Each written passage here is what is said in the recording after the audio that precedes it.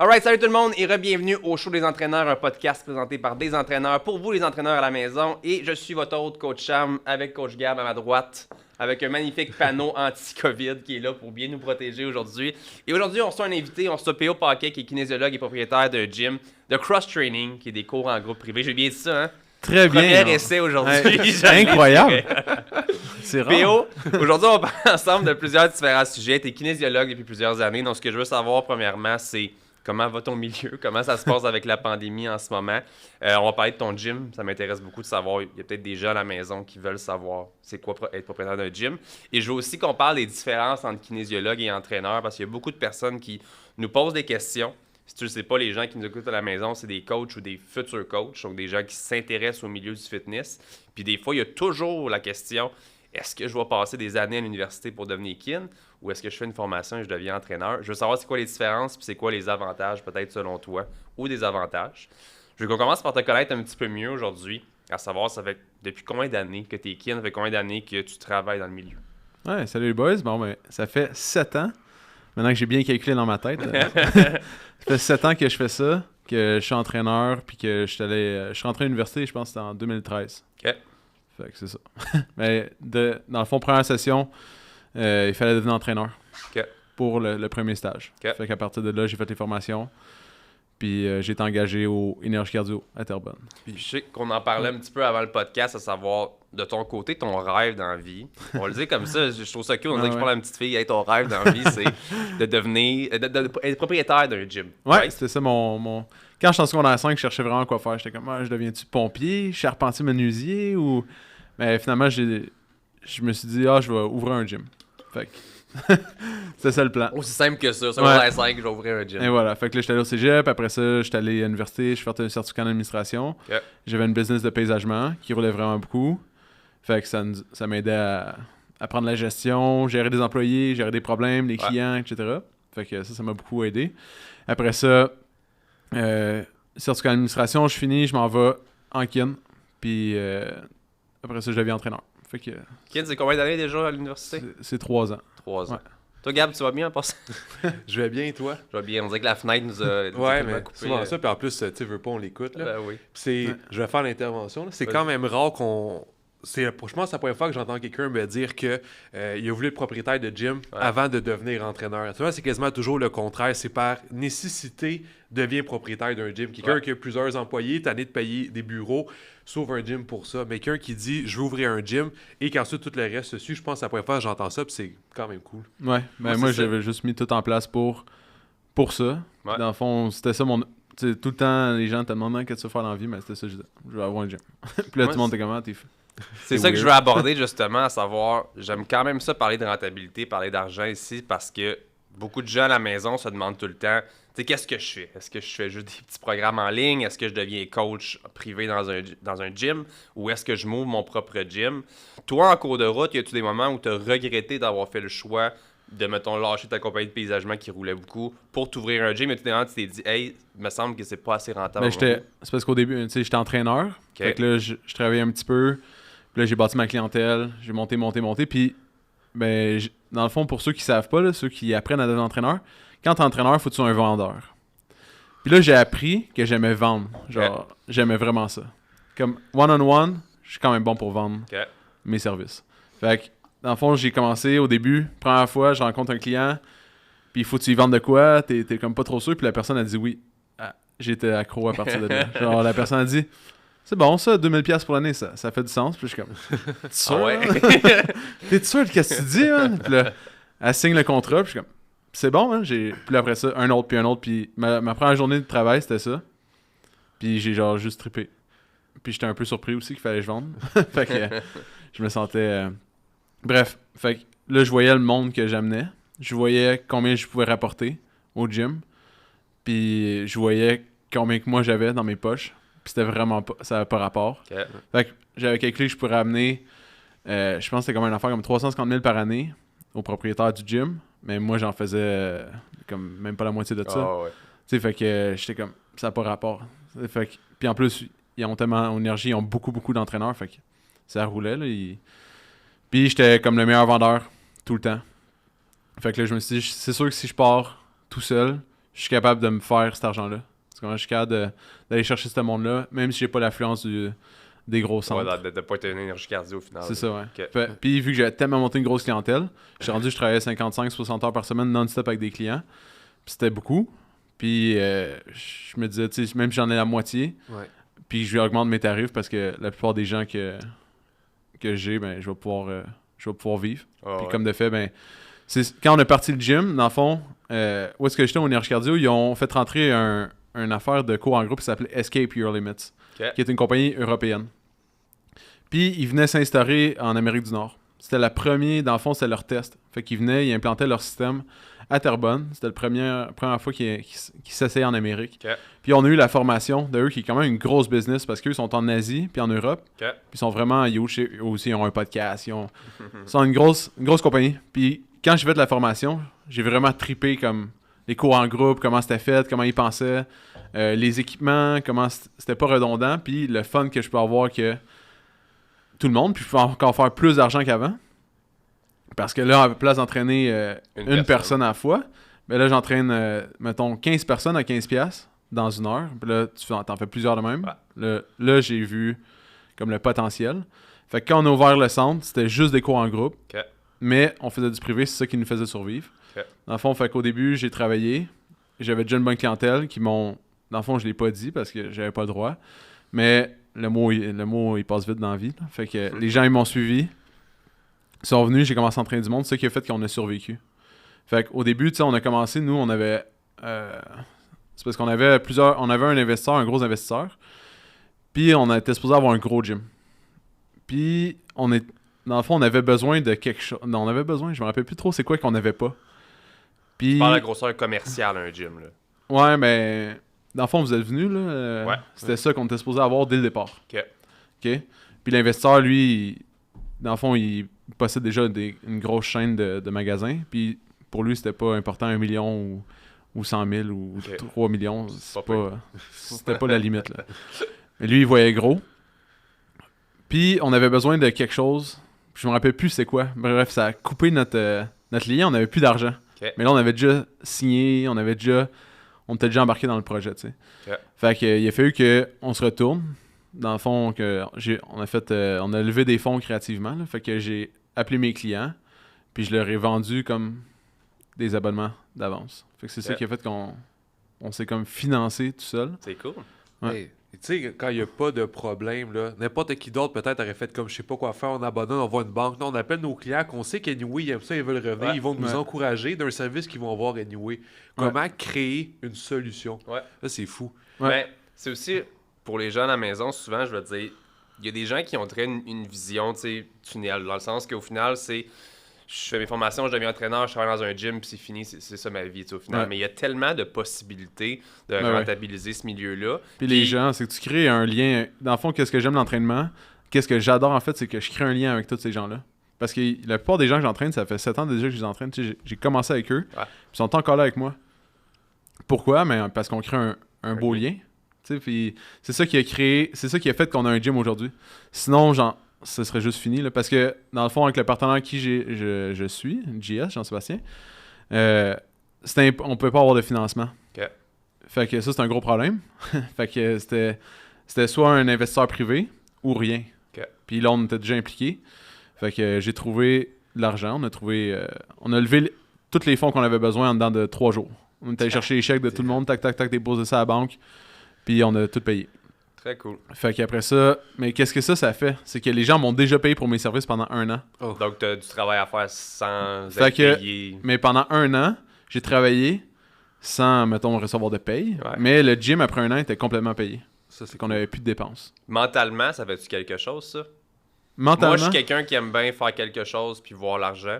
Toi, de ton côté, de ton opinion, d'avoir été payé d'avance, trouvais-tu ça difficile de travailler sans voir? Non. Non? Dans le fond, je suis vraiment quelqu'un de... Je suis quand même travaillant, là, fait que quand tu ouvres un gym, tu travailles pas 5 heures par jour puis tu s'en vas chez vous, là, fait que tu travailles comme 12, 13, 14 heures au début. Surtout au début, parce qu'il faut que tu mettes tous les systèmes en place. C'est ça qui est vraiment long. C'est juste un site web, là. Là, on a les boys des remarqués qui s'occupent de ça, mais au début, là, t'as pas ça. Fait que là, il faut que tu crées un site web. Il faut que tu crées un système, il faut que les gens y viennent, il faut que tu aies des... Faut que les gens viennent au gym, faut que tu aies un système de marketing, la comptable, faut que tu aies un système de comptabilité, faut que tu aies tous les systèmes, faut que tu les instaures. Ouais. Fait qu'au début, tu dors presque pas, puis tu fais juste instaurer plein de systèmes non-stop. Puis après ça, ben là, tu vois l'argent rentrer plus tard. Fait qu'au début, on a commencé, on avait une personne dans le cours. Puis quand on a fermé, là, on était tout le temps plein. Tu comprends? Fait qu'à tous nos cours, là, à cause de la COVID, on était 20, mais normalement, on est 40 personnes par cours. Les gens payent 12$ par... 12$ par cours. Fait qu'à 40 personnes, dans le fond... nous, on avait calculé, ça nous prenait 200 personnes dans le gym, abonnés, pour qu'on fasse du cash. Puis ça, on comptait pas les entraînements privés. Okay. Fait qu'après un an, tous les entraînements privés, c'est 70$ de l'heure et plus. Ben, c'est juste du profit. Ça, c'était juste du profit. Dans le fond, on calculait même pas... c'était pas une dépense vu que c'était moi qui le faisais. Okay. Mais c'est ça le challenge. Ouais. C'est que là, c'est rentable parce que c'est nous qui le fait. Ouais. Maintenant, il faut qu'on soit rentable pour que d'autres le fassent pour nous. Ouais.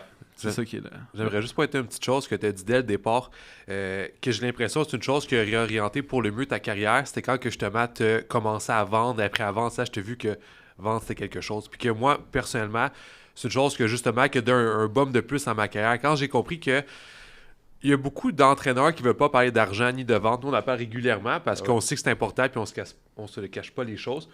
Moi, au départ, j'étais entraîneur pour entraîner, mais bien sûr, je vais avoir de l'argent. Mais quand j'ai appris que vendre, c'était correct. C'est correct, vendre. Puis les gens vont t'apprécier si tu fais bien ça.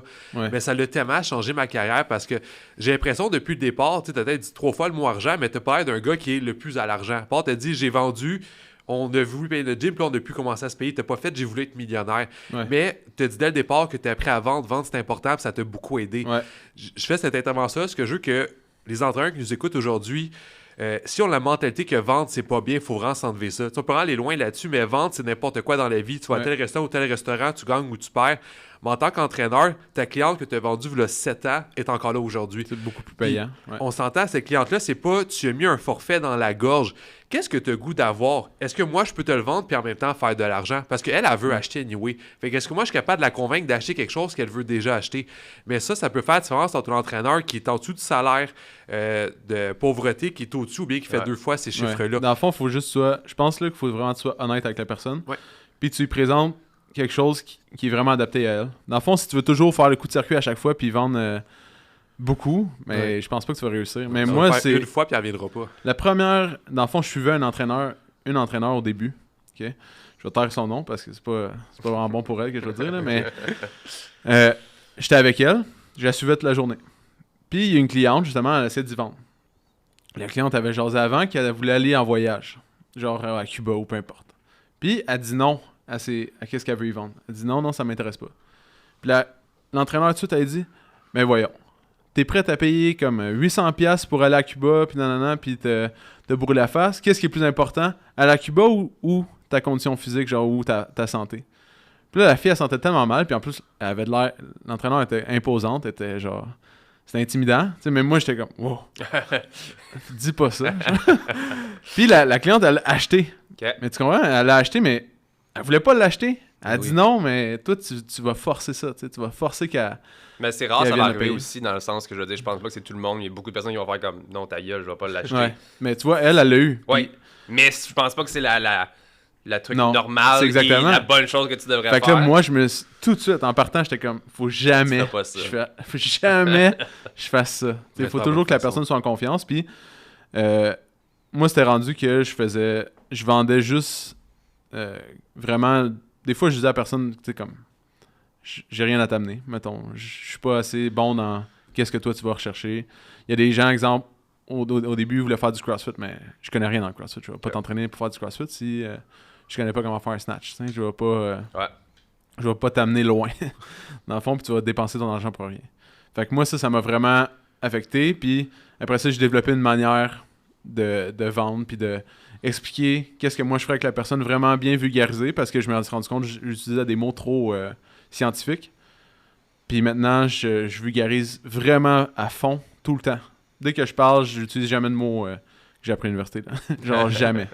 Je fais juste des mots que les gens peuvent comprendre, qui peuvent relier. Ouais.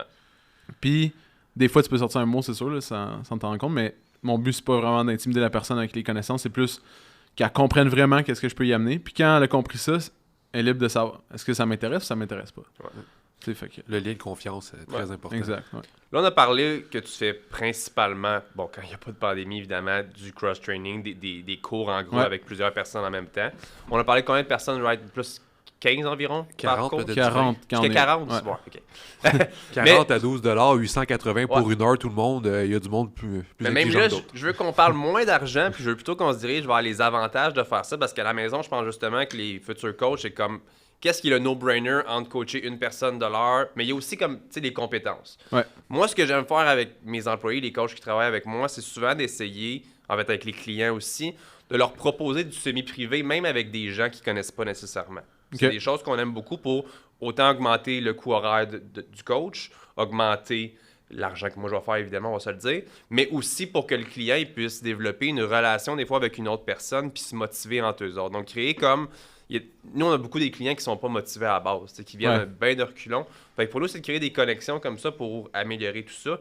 On parle dans un concept qu'on serait pas en pandémie. Toi, autre que l'argent d'avoir 15 à 40 personnes de l'heure en même temps, y a-tu d'autres avantages que tu vois dans le même genre que ce que je viens de dire, d'avoir autant de personnes? Dans le fond, c'est pas le principal but de faire des cours en gros, c'est pas nécessairement l'argent. Mais moi, c'est le côté motivation des gens que j'ai remarqué qui était vraiment différent. Ouais.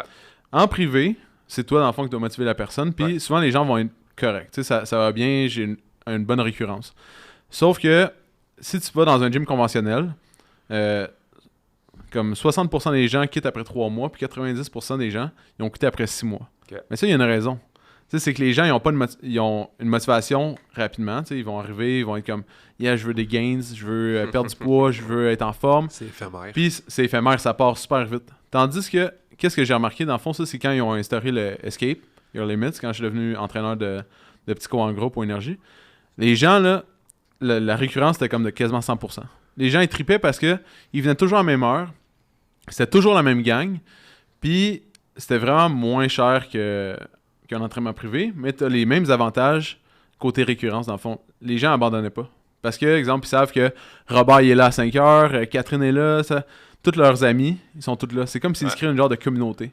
Fait que quand on a ouvert le gym, dans le fond, le but c'était d'avoir une immense communauté. Qu'est-ce qui est vraiment nice, parce qu'on a bien réussi, ça c'est le crédit revient à JS, mon partenaire. Là. C'est un gars, il est bon avec les communications, il jase tout le temps, il fait des vidéos, puis les gens, ils sont vraiment attachés. C'est incroyable, moi je pensais pas qu'on pouvait créer ça. C'est vraiment comme une petite famille. Les gens écrivent tout, on a des groupes de communauté sur Facebook. À tous les jours, il y a des posts. À tous les jours, les gens, ils s'encouragent. Cool. Même en temps de pandémie, les gens, ils mettent qu'est-ce qu'ils font. Ah, aujourd'hui, je suis allé courir, puis vous, qu'est-ce que vous avez fait? Puis tout le monde, sans que nous, on fait rien. Là. Ouais. Tout le monde est devenu des amis. Souvent, maintenant, tu vois, les gens, ils posent des photos, c'est tout le temps. Tu sais, c'est ça l'avantage. T'as les box de CrossFit, qui était l'avantage de...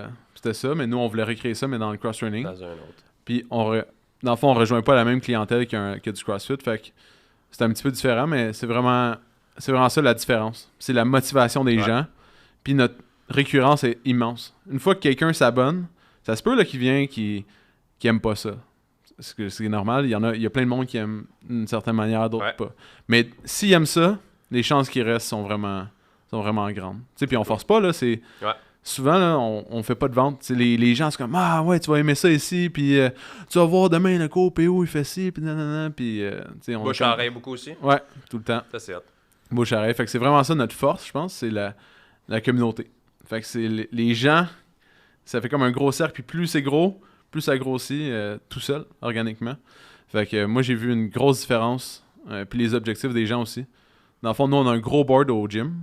Les gens écrivent leur objectif, puis des niaiseries aussi, là, mais leur objectif. Fait que d'un cours, il y a tout le temps « Hey, j'ai vu que tu voulais, mettons, perdre 5 livres, est-ce que tu as réussi? » Puis tout, puis ils vont se le faire tout seul, t'as pas besoin de les coacher, genre d'être tout le temps derrière d'eux, parce que t'as comme la communauté de tout le monde qui va prendre soin d'eux. C'est vraiment différent. C'est ça le moins important, je pense, communauté. Ça, on en parle souvent, l'aspect communautaire, l'aide communautaire, les gens vont s'aider entre eux autres. Des fois, t'es en congé, une personne « Hey, c'est correct si je mange ça? » Mais l'autre qui connaît la réponse va aller répondre. Fait qu'au final, ça te sauve la job, puis ça te garde des clients sur le long terme, puis eux, ils ont ce qu'ils veulent au final. C'est ça. C'est vraiment fait cool. Que nous, au début, on s'est dit, comment on peut les accrocher? Dans le fond, on s'est associé avec une cause. On s'est associé avec les Grands Chemins, un organisme, dans le fond, qui aide les jeunes qui sont toxicomanes ou cyberdépendants, entre 12 et 17 ans. Fait qu'on s'est associé avec eux. Nous, on ramasse l'argent pour eux. On fait comme 4 compétitions par année. Puis les gens du gym, dans le fond, ils ramassent l'argent pour eux. Fait que nous, notre objectif en 2020, c'était de ramasser 10 000 $ pour le Grand Chemin. On a comme fait 5 000 quelques, vu à cause de la pandémie, on ne pouvait pas faire beaucoup de compétition, en fait. C'était pas... C'est normal. C'était pas tant nice, là. Mais bref, c'est ça. On a rallié les gens alentour de la cause. Puis ça a fait... C'était une de nos solutions. Nice. Parce que les gens, ils se reconnaissent, puis ils voient leur enfant. Puis les jeunes, ils venaient aux compétitions. Fait que on dirait que ça aide beaucoup. Ça aidait les gens à s'identifier à nous. En finissant, PO, ce que je veux qu'on parle, premièrement, je vais juste dire, donner un petit stop pour vous dire que le podcast est présenté par l'école de formation entraîneurenfeu.com. Aujourd'hui, on vous donne un code promo 10% off avec le code SHOW10, SHOW10. Donc, ça m'intéresse de suivre vos formations ou de parfaire vos connaissances. Vous pouvez aller sur entraîneurenfeu.com. PO, en finissant, ce que je veux te demander, c'est un milieu des fois qui peut être hautain, un petit peu le fitness. C'est beaucoup axé sur le physique, ça on le sait. Par contre, même dans les... des certifications, spécialisations. Moi, je suis pas kin, je suis pas naturopathe, je suis pas rien. Donc, de mon côté, quand j'étais seul, avant d'être avec avant d'être avec des plus grands professionnels, je me suis souvent fait ramasser par des kins. Je me suis souvent fait dans des publicités, des kins qui venaient faire exprès de dire « Ha ha ha, allez voir un kin ». Ça arrivait souvent. Ouais, ils sont vraiment hautains. Moi, ce que je veux avoir, c'est que je sais que toi, t'es pas hautain. Je le vois juste dans la discussion qu'on a aujourd'hui. Tu es avec ton ordre au niveau des kins. Ce que je veux savoir... c'est de ton côté, qu'est-ce que tu penses de tout ça? Puis est-ce que, tu sais, on a des gens qui nous suivent, qui sont juste entraîneurs, comme moi je le suis, qui ont suivi plusieurs certifications professionnelles pour être entraîneur. Je fais pas des plans alimentaires, je suis pas nutritionniste. Je vais pas trop intense dans mon entraînement, dans le sens que je suis pas kin, mais je pense qu'en tant qu'entraîneur, je peux faire vraiment beaucoup. Je pense que je suis très motivant, je pense que j'ai toujours aidé depuis les 6 dernières années à amener mes clients lorsqu'ils voulaient être. Ouais. Je veux ton avis en tant que kin sur cette différence-là. Puis toi, ce que t'en penses? Ben, tu vois, c'est drôle qu'on parle de ça parce que la personne qui m'a fait changer d'avis sur ça, c'était Gab. OK. Ouais. Sérieux? Ouais. Ah, on apprend de quoi? Parce que quand je connais Gab avant d'être entraîneur, on arbitrait au soccer. Puis j'ai vu qu'il commençait à devenir entraîneur. Il faisait des vidéos, je pense, sur Facebook, il faisait des Facebook Live ou peu importe. Fait que je voyais tes choses, puis je trouvais ça vraiment intéressant. Puis moi, j'étais comme, c'est hot que Gab il fait ça, tu sais, mais en même temps, là, j'étais à l'université en kin, puis j'étais comme, c'est vraiment intéressant comme qu'est-ce que Gab il dit, mais en même temps, de où il sort tout ça, tu sais. Mais il faut vraiment que tu sois autodidacte, là, je pense, pour arriver au niveau que Gab il s'est mis, là, mais c'est vraiment Gab qui m'a fait réaliser comme que tu peux faire vraiment autre chose que juste aller en kin. Moi, c'est pas tant important, je pense. Pour vrai, c'est ça, mon but, c'est pas que tu viennes enlever la valeur, parce que je sais que la valeur est immense des études, puis je recommande tout le temps aux gens, si on a l'intérêt d'y aller. Mais maintenant, il y a tellement des bonnes formations. Tu sais, vous avez une formation, il y a la formation en Quantum qui est vraiment nice, mais ça, c'est, mettons, plus pour l'hypertrophie. T'as tellement de bonnes formations maintenant, on dirait que le milieu de l'entraînement est tellement rendu élevé, que si tu veux être entraîneur, juste entraîneur, là, comme prendre des gens, coacher des gens, d'après moi, si tu es autodidacte, tu es prêt à débourser les sous pour des bonnes formations, tu es capable de faire une très bonne job. Puis, c'est ça. Je dis que j'ai des petits frissons ce que tu as dit, là, je m'attendais pas à ça, fait que c'est apprécié. Je dis, je vais faire un petit pareil, qu'est-ce que tu as dit de... Écoute, c'est quasiment venu, mais ça a passé, ça va aller. C'est ma copine, elle a fait 2 ans en kin, puis aussi elle a fait beaucoup de formations privées comme que moi je faisais sur le côté. Puis, qu'est-ce qui a fait qu'elle a lâché kin, outre que finalement elle a juste voulu changer de domaine, c'est qu'elle a vu que parce qu'après, en kin, c'était vraiment fou, on s'entend. Là, tu calcules le bras de résistance, de camp, de tout ça. Elle m'a tout montré ça parce que c'est vraiment cool, mais c'est complètement inutile. Là, on allait dans le gym, puis après les formations privées qu'elle faisait, qui étaient beaucoup plus courtes, qui n'étaient pas par des kin pantoutes, mais on voyait que c'est des informations qu'elle fait beaucoup plus utiliser maintenant dans le gym. Ouais, c'est plus technique. C'est comme si tu faisais plus une technique. En kin, c'est plus un peu de la recherche. Ouais. Tu sais, ils vont. Puis beaucoup plus de la réadaptation. Dans le fond, tu apprends à traiter des pathologies. Fait que, exemple, quelqu'un qui arrive avec l'Alzheimer, ben, comment tu vas l'entraîner pour. Exemple que sa pathologie, parce que quand tu fais de l'Alzheimer, exemple, tu vas avoir une crise, tu vas rester X nombre de temps à la même station, mais il y a des meilleurs d'entraîner des gens pour que, dans le fond, ils restent plus longtemps à ce stade-là. OK. Même chose pour le Parkinson, parce qu'à cause des terminaisons nerveuses. Mais, dans le fond, c'est juste, tu apprends des choses plus pour des gens qui ont des pathologies. Ouais, très clinique. C'est ça, ouais. Puis, moi, c'est vraiment pas... J'ai entraîné beaucoup de personnes âgées. Ça m'a aidé là-dedans. Là. Dans le fond, à un moment donné, je me suis mis à travailler pour Fit et Bien, compagnie de Rémi Cano, qui est entraîneur de basket. Ouais. Puis je travaillais pour lui. Puis lui, il fait principalement des personnes âgées.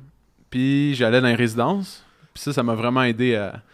Mais outre ça, puis aider des fois les gens qui ont des blessures, là, parce qu'il y a beaucoup de gens qui ont des blessures. Surtout dans les cours en groupe, je pense que ça peut aider parce que t'as 40 personnes, mais faut pas que les gens se blessent. Ouais. C'est quand même comme... Moi, je suis confiant là, que je suis capable d'aider le monde, mais j'engagerais un nouvel entraîneur, mais il faudrait que je sois sûr qu'il sache. Exemple, la personne est comme... J'ai telle blessure, mais qu'est-ce que je fais? Parce que là, il va y avoir X exercices, parce que nous, c'est un gros circuit. Ouais. Mais ça veut pas dire qu'elle peut tout faire. Ouais. Fait qu'il faut que tu trouves des alternatives. Puis c'est ça le challenge, dans le fond, d'un cours en groupe, c'est que tu trouves une alternative, mais pour 40 personnes en même temps. Tandis que quand t'es en privé, c'est vraiment plus simple. Tu as une personne à focusser. Elle a mal, pas mal. Là, tu t'en occupes. Mais je pense que c'est vraiment ça la différence. Sinon, outre ça, là, pour changer une condition physique, tout, mais je pense pas que tu as besoin de... Maintenant, il y a tellement d'affaires nice qui se fait que... Tu sais, dans le temps que j'ai commencé, il y avait Ataraxia. Ouais. Puis genre... Coach Export. C'est ça, mais maintenant, c'est tellement vraiment hot, là. Comme... ça a vraiment changé, là. On dirait qu'à chaque fois que je vois une nouvelle formation, je suis comme « Wow! Faut vraiment que j'aille la faire, ça a l'air vraiment hot! » Aussi, j'ai goût de toutes les faire, c'est ça le problème aussi. Quand même, à bas, tout le monde, formez-vous pareil, peu importe qu'est-ce que vous décidez de faire, suivez des formations. C'est ça. Puis, fait que moi, c'est ça la différence que je vois, c'est que d'après moi, un kin, c'est meilleur pour traiter quelqu'un qui a une pathologie, quelqu'un qui a des grosses blessures, en réadaptation, d'être à l'hôpital, puis un entraîneur, ça va être vraiment bon pour, mettons... Ginette qui veut perdre du poids. Perdre de poids, prise de masse. Ouais, c'est ça. Puis en plus, dans le fond, moi, j'aime pas ça donner des conseils nutritionnels, je vais jamais dire quoi manger. Je me sens pas...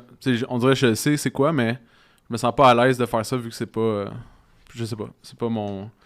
Ouais, nous on donne tout le temps des conseils nutritionnels. Je pense que c'est la bonne affaire d'un point de vue où est-ce qu'on s'attend pas à donner justement comme une nutritionniste. Ça, je pense que c'est quelque chose d'important à prendre en considération quand même.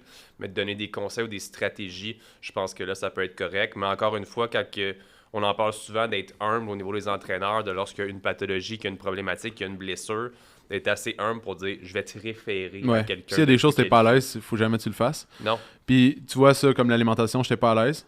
On s'est associé avec un gars qui s'appelle Bernard Valiquette, dans le fond, qui travaillait avec Charles Poliquin avant. Puis lui, c'est comme c'est un naturopathe, mais il est vraiment... Il est comme... Je veux pas... Sorry, Bernie, je sais pas ton âge, peut-être entre 55 et 60 ans. Puis il est vraiment une belle personnalité. Puis les gens, quand il prend quelqu'un en main, c'est incroyable qu'est-ce qu'il peut faire avec. Puis il a sa manière. Puis il est super bon, puis il est volubile. Dans le fond, il parle... il est drôle quand il parle pas avec des mots savants. Puis on dirait vraiment comme pas un mononcle, là, mais quelqu'un de comique là, qui veut te conter de quoi. Fait qu'on fait des formations au gym. Dans le fond, des fois, une fois ou 2-3 mois, Bernie vient. Il fait une genre de conférence. Puis ça fait que les gens ils vont dire « Ah, il est vraiment nice, Bernie. » Ils vont aller s'inscrire avec lui. Lui, il offre de quoi vu qu'ils sont membres au gym. Puis... Fait que c'est comme ça qu'on a résolu notre problème. Très cool. Dans le fond, parce qu'au début, on se faisait beaucoup quand on a ouvert le gym, je sais pas pourquoi. Mais tout le monde faisait les cours, puis là, il était comme, mais maintenant, qu'est-ce que je mange? Ça vient avec, on dirait. C'est ça. Puis là, on s'est dit, ben, ça nous prendrait vraiment quelqu'un qui travaille avec nous pour ça, tu sais. Très cool. Fait que Bernie, c'était notre référence. Puis... Fait qu'il faut juste s'associer, je pense. T'es pas obligé de tout connaître. Ouais. Mais tant que tu connais quelqu'un qui connaît qu'est-ce que toi, tu connais pas, t'es correct. C'est pas. C'est ça, comme toi, tu t'es associé avec Gab, parce que Gab connaît un petit peu plus, sûrement que... Je sais pas. Dire, ça me dérange pas. Mais toi, t'as de l'air un petit peu plus business. Ouais. Fait que Gab s'assied avec toi. Même chose pour moi puis JS. Dans le fond, JS, il est vraiment plus... Moi, je suis un gars gêné. Je parle pas beaucoup. Puis JS, il fait juste ça parler dans sa journée. Mais il est un petit peu moins connaissant. Fait que moi, je m'occupe du côté technique puis réfléchir aux choses. Associé, je veux dire, c'est juste. C'est ça. Parce que quand deux associés sont toujours d'accord, c'est jamais la bonne chose. Hein? Puis moi, personnellement, je connais pas une personne qui est au top ou un monde de quelque chose qui est tout seul. C'est ou attends, on peut nommer une personne sur tout le monde. Là. Et moi, je pense personnellement que se trouver quelqu'un d'autre ou d'autres personnes, c'est juste une façon d'aller plus loin dans ta business. Parce que oui, tu peux dire que tous tes coûts, attends, au dé, tu fais diviser par 2. Mais ça se peut que tous tes revenus, tu fasses x5, x10. Là, on parle d'argent, on parle de succès, on parle de peut-être ouvrir 3 autres gyms juste parce que tu as pris une personne qui avait des forces, des faiblesses que toi, tu n'avais pas. Ouais, mais il y a des gens qui sont bons pour travailler en équipe, je pense, puis d'autres moins. Ouais. Fait qu'il faut vraiment que tu t'associes comme... Moi, dans le paysagement, j'étais associé avec quelqu'un. Puis on était vraiment semblables. Dans le fond, on était pareil. Là. C'était pas l'idéal. Parce qu'on était trop pareil. Dans le fond, on avait les mêmes forces puis les mêmes faiblesses. Fait que t'as personne pour pallier à tes forces puis tes faiblesses. Mais là, moi, j'ai trouvé avec JS l'inverse de moi-même. Ouais. Qui est super nice parce que ça fait que les gens, ils ils se reconnaissent soit dans moi, soit dans lui. Puis c'est la même chose, mais moi, c'est vraiment ça le challenge, là, c'est que quand on va grossir, je sais que pour JS, c'est pas un challenge, puis pour moi, c'est le challenge, c'est de trouver du bon monde. Ouais. Dans le fond, le monde parfait pour que les gens puissent... Le même principe, tu comprends? Mais tout le temps refaire la même chose. Parce que je peux pas ouvrir, mettons, 3 gyms, parce que l'objectif, c'est ça, c'est d'ouvrir des gyms. Puis on était déjà supposé d'entrer en construction pour un autre, mais à cause de la pandémie, dans le fond, c'est remis, la construction n'est pas encore débutée. Ouais. Mais si tu trouves personne, mais genre je peux pas me dédupler, décupler en 25 personnes. Là, genre, c'est une personne à la fois. Ou, fait qu'il faut trouver vraiment des bonnes personnes. Puis pour ça, ben... Je sais pas, une chose à la fois. Je te conseille, une chose à la fois. P.O. Paquet, kinésiologue et propriétaire du gym, le nom déjà? Optimum Fitness Club à Terrebonne. À Terrebonne. Merci beaucoup d'avoir été avec nous au podcast aujourd'hui. Ça fait plaisir, les boys. Merci d'être avec moi comme d'habitude. Guys, à la maison, si vous voulez réécouter le podcast, vous pouvez aller sur Spotify, YouTube, Apple Podcasts ou tous les autres places que vous avez des podcasts. Tous les autres épisodes sont présents aussi. Et nous, on se voit pour un prochain podcast. Ciao, guys. Yes, ciao.